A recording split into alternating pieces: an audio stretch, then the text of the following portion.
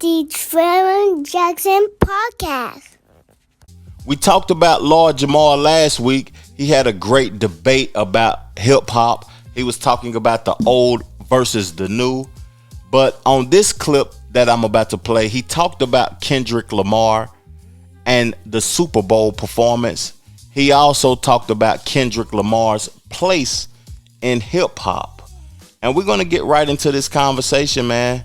Real talk. If you're new here, hit the like button, leave a comment in the comment section so we can further this discussion.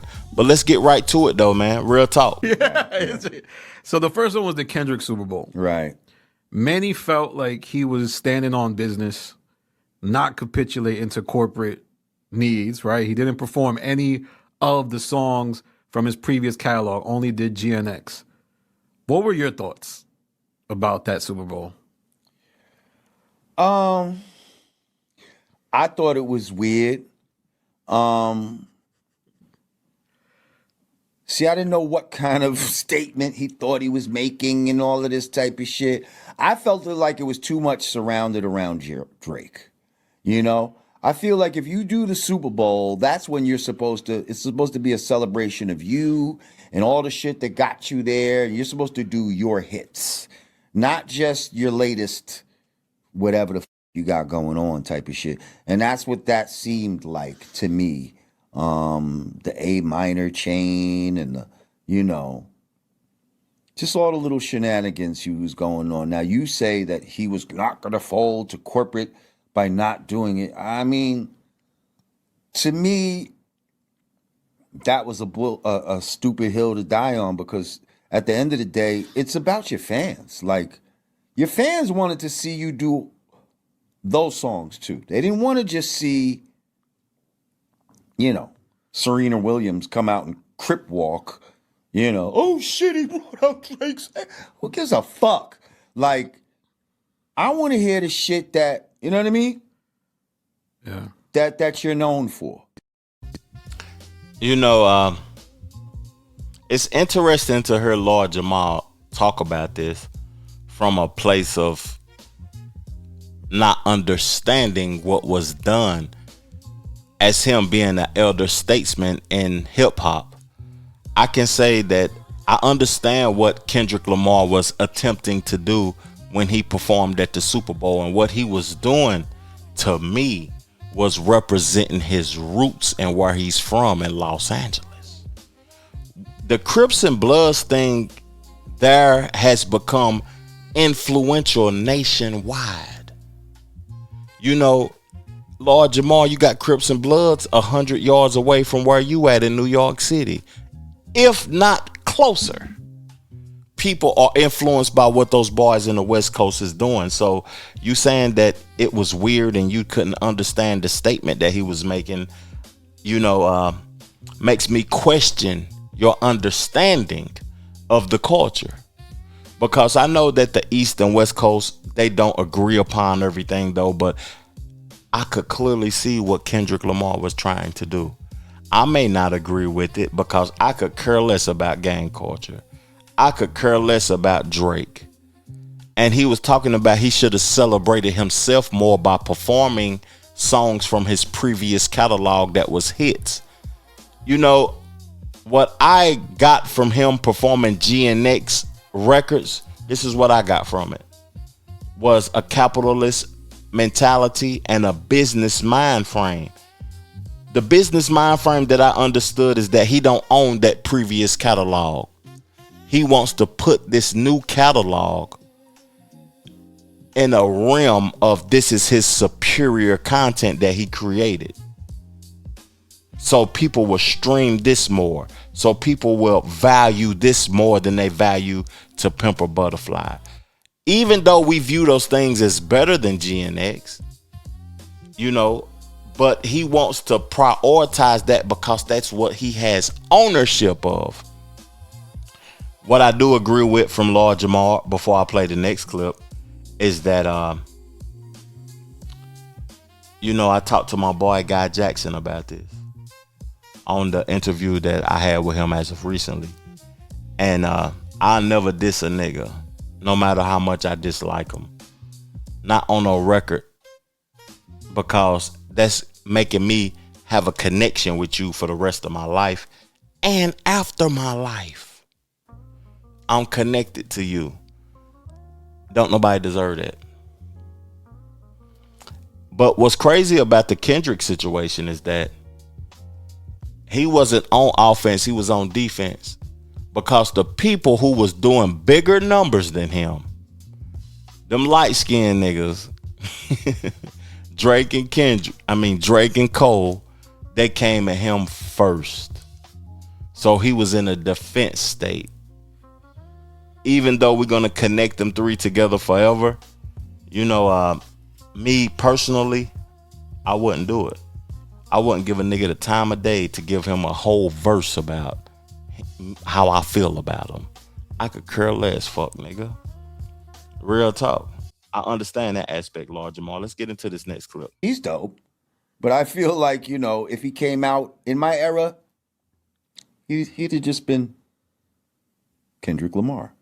He wouldn't have been like top 3 rappers in the world type of shit. But. Do you think his legacy is too anchored in Drake now after the battle? It's like they'll always be linked like Magic and Bird or something? Well, not necessarily. You know why? Because we live in a society that's very forgetful. 2 weeks after something, that lasted longer than 2 weeks. But usually it's a 2-week time span of some shit to be hot before it cools down and people even fucking forget that the shit happened. I need y'all help in the comment section. What would y'all consider Lord Jamar's era? Because I feel like Grand Puba was the main artist in the group that Lord Jamar participated in. I feel like, Lord Jamar was dope, but really wasn't nobody checking for Lord Jamar. So what would I say? Mid-90s, late 90s was Lord Jamar's successful years. That's what I would say. But at the end of the day, Lord Jamar, in your era, if it's the mid-90s, it's Tupac, Big, Jay, I was about to try to defend Kendrick Lamar. Kendrick Lamar would have just been a dope rapper. He's right about that. He's right about that, because in the mid-90s, you had Pac, Big, Nas. You had a ton of niggas. That was nice. The big 3, none of them niggas, Drake, Kendrick, or Cole, they would have just been regular ass rappers at the end of the day in that time frame of hip hop. Real talk. Let's move along in the conversation, man. Before we move along, though, I want to play one of my singles off of my new album, If Not Me, Then Who. This should resonate with everybody because we all know an opportunist, somebody who is only there for the opportunity in our life. And this is featuring Lex Lucasi, my dog, man. Check this record out. Make sure that y'all tapped into the channel and subscribe to the channel, because 9/11/26, we're releasing a banger off top. This is The Opportunist. Let's go.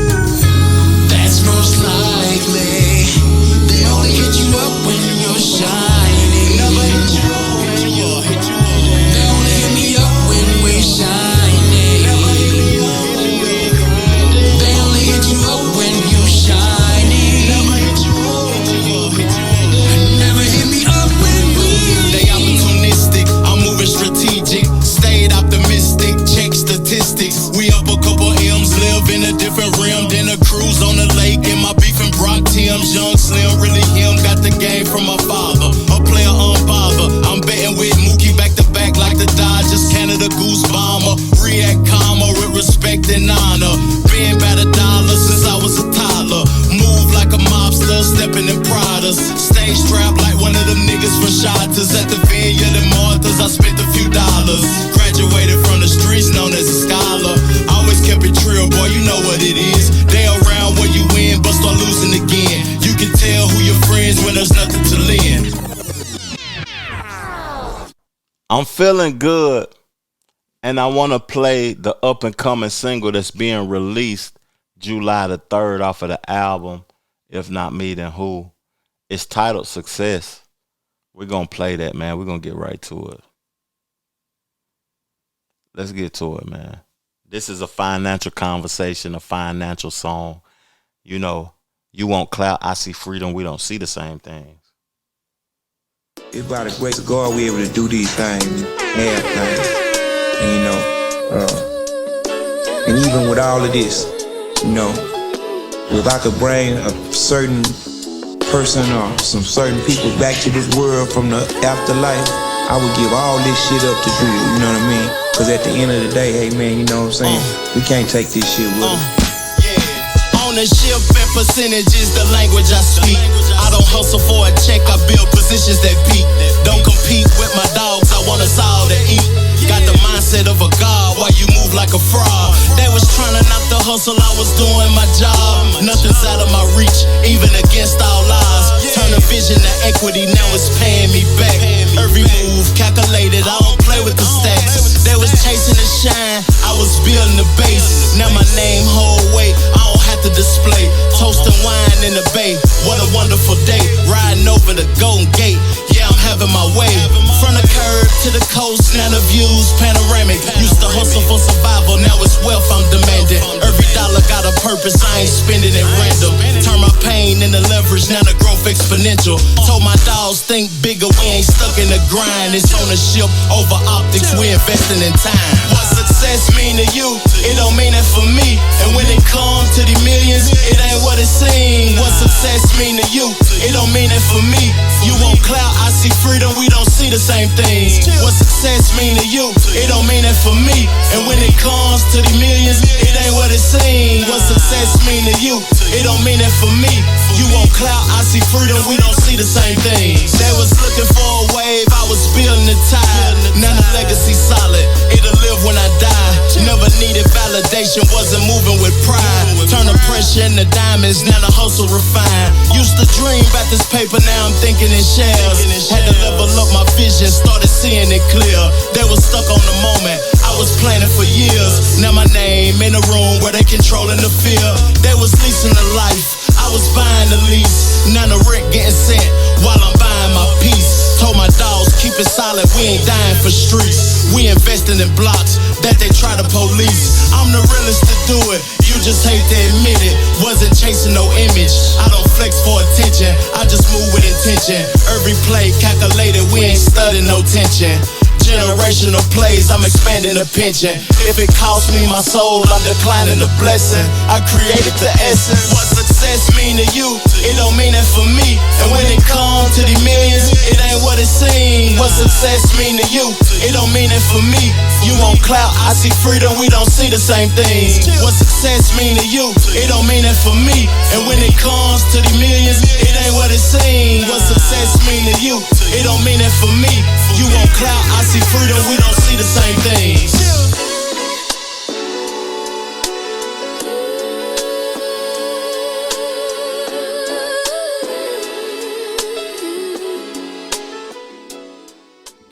Hey man, I ain't even gonna cap to y'all, man. I feel like I'm the best to ever do it. The Trevor Jackson Podcast.